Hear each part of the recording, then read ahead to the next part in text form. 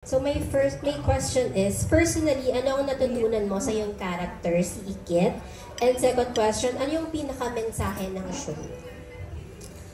Isa sa mga natutunan ko pa dito, kasi vlogger din naman po ako, pero ang dami ko pa pong natutunan sa karakter ni Ikit as a vlogger also. Kasi ito, nagtuturo dito si Ikit kung paano mag-vlog ng budget meal eh. So yun yung isa sa mga sa mga natutunan ko. Ang dami kasi nagko-comment sa akin sa personal Facebook ko na Erlyn, paano ba mag-vlog? Dito masasagot lahat ng mga gustong magtanong kung paano maging vlogger sa kay Binibining Marikit ng budget meal. Hindi mo kailangan ng mas malaking keme. Nagugutom na kasi ako, nai-imagine ko, spaghetti, chicken.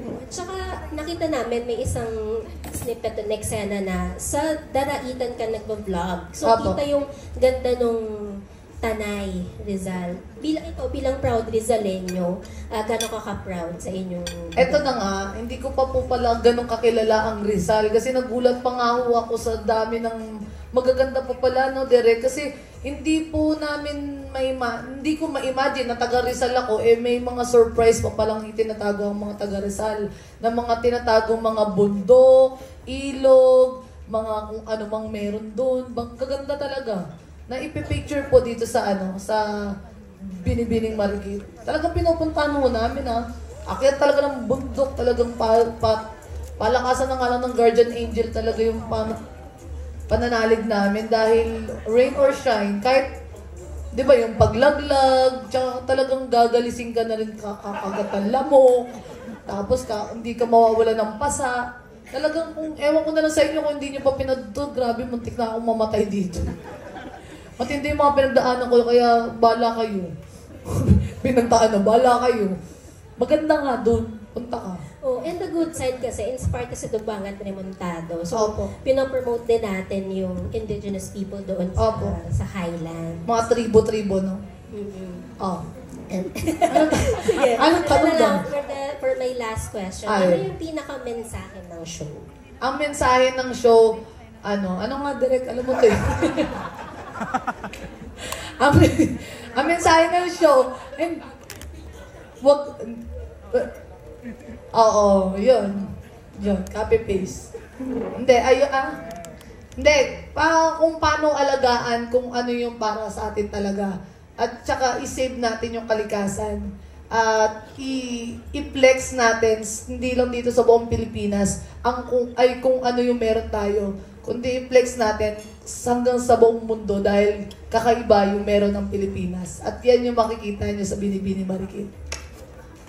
Tsaka yung ganda ng relasyon ng pamilya, ng kung paano yung mga magkakapit-bahay.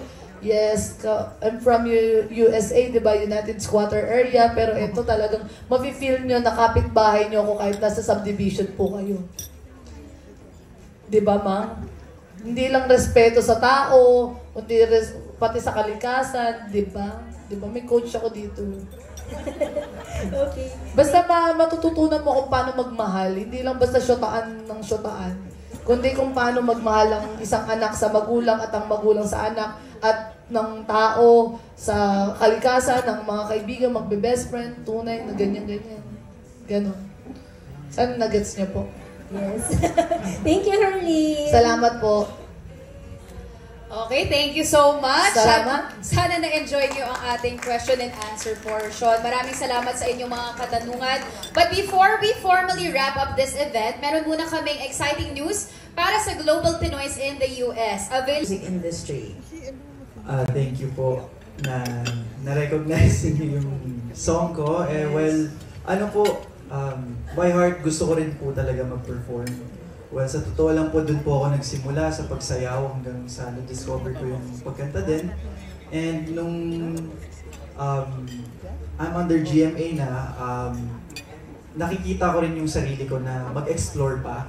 And sa tulong po ng management ng Sparkle GMA Artist po, tinulungan po nila ako na doon i-enhance yung singing, dancing, sa acting as well po.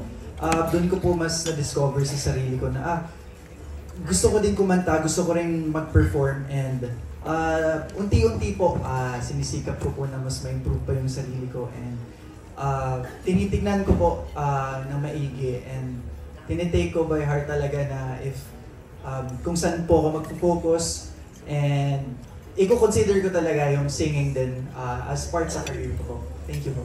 Saan ba galing yung music, yung pagkahilig sa music sa nanay mo, para sa tatay mo?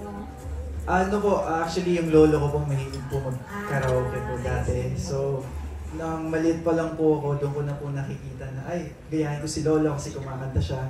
And ayun po, the rest. Thank you, Jeff. And Thank you po. Thank you. And for John Pierre naman po, sir, sanay kasi yung mga viewers na sa sitcoms po kayo napapanood, comedy. So, gaano po ito ngayon ito pong afternoon prime, seryoso po ba kayo dito or ready na po ba kayo sa mga ganito? Sa totoo lang, lagi po akong seryoso sa totoong buhay. Alam po ng mga kasama ko po yan, si Direk alam po rin yan. Talagang kakaiba po itong pinagawa sa akin. Sa set, sa labas ng set, seryoso po ako. Hindi po ako tumatawa. Pag dumating po ako doon, talagang nagpo-focus po ako sa aking role. So, parang walang naniniwala sa akin. Okay. Kaya ako po ay nagpapasalamat at nakasama po ako dito sa Binibining Marikit. Panghapon po na teleserye. Kasi lagi po akong gumagawa ng comedy nga kasama sila dito, sa Pipito Manaloto. Ngayon naman po, binigyan po ako ng pagkakataon makasama itong magagaling ng mga artista na magpapasaya ng inyong hapon. Thank you very much po. From now, I'm still serious. Thank you very much. And personally po, gusto niyo po makilala as comedian or dramatic actor po? Sexy actor po. Kung mamarapatin po. Ewan ko po kung gusto po nila. baka hindi kayo makakain. Yun po. Okay, thank you po. Salamat po. And for my last question for Migs naman, nakilala ka sa BL or Boys Love Story. Dito naman sa Binibining Marikit, ano yung kakaibang mapapanood sa'yo dito? Ready ka rin ba sakaling makipagsabayan kay Tony at kay Kevin sa, pag-flex ng kaseksihan ng katawan? Kung pag-uusapan po natin yung makikipagsabayan sa kanila, binigyan mo ako mga ilang buwan pa. Malayo-layo pa po. Pag nagtanggal po akong t-shirt, parang mudslide, patong-patong lang na ano yan. So malayo-layo pa tayo dun sa ano. Pagdating naman po sa may bibigay ko sa serye na to, siguro ang natutuwa ako sa role na to na kinagampanan ko kasi pwede ko naman sabihin, no? Direct, kung ano. So, ito na naman tayo. Sa totoo lang, pag nagsasama-sama kami, ganito po talaga kami. Sa set, masaya sa atin, tawanan lang kami. Masasabi ko po sa role ko kasi best friend ko ako dito ni Thea, si Ange, yung kinagampanan niya. At kumbaga, kaya po natutuwa sa role na to kasi dalawa siya. Number one, may pagka-kontrabida, yun na lang muna sasabihin ko. Hindi ko muna sabihin ko ng mga pinagagawa ko dito. Pero meron po siyang halong kontrabida. And nung tumapak po ako at sumali ako sa Sparkle, dalawa yung talagang na-request ko at pinag-pray ko po sa management. Sabi ko, number one, posting. Number two, bigyan niyo naman ako ng kontrabida. Kasi lagi na lang ako best friend for the longest time. So napagbigyan. And I think, pangalawa, for the longest time, hindi naman po ako bago na sa mga LGBT na roles. I don't mind it anymore. So, etong role na to, nabitin, meron akong ginawa dati kasi nabitin ako sa LGBT role. So ngayon, dahil mahaba-haba itong pagdadaanan namin ni Ange, so marami kayong aabangan ng mga pasabog. Yan po. Thank you very much. And again, congrats po sa buong cast. Thank you so much po. And ang ating last na